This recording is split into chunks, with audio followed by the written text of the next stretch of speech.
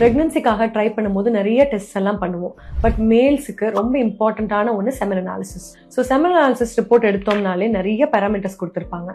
But அதில் 4 இம்பார்ட்டண்ட்டான parameters பற்றி நம்ம தெரிஞ்சுக்கணும். Number 1 is volume. So volume of the seminal fluid வந்து நம்மளுக்கு 1.5 ml மேலே இருக்கணும் according to the WHO criteria. Number 2 is total sperm numbers.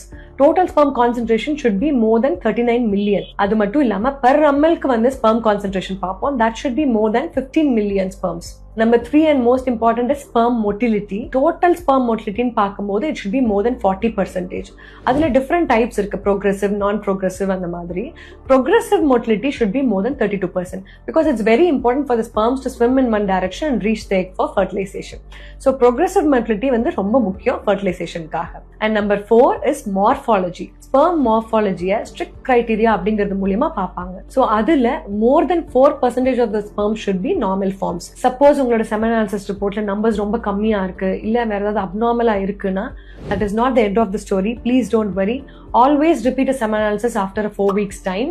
ஏன் அப்படின்னா சப்போஸ் நீங்க இன்னைக்கு ஒரு செமன் அனாலிசிஸ் பண்றீங்க, ஒரு 3 to 5 days கழிச்சு ரிப்பீட் பண்றீங்க அப்படின்னா கூட நம்பர்ஸ் வந்து இந்த ரிப்போர்ட்டுக்கும் கொஞ்சம் வேரியபிளா தான் இருக்கும். ஸோ ஒரே டைம் செமன் அனாலிசிஸ் எடுத்துட்டு எல்லாமே அப்நார்மலா இருக்கு அப்படின்னு சொல்லிட்டு ஹோப் லூஸ் பண்ணிடாதீங்க. Always repeat after 4 weeks.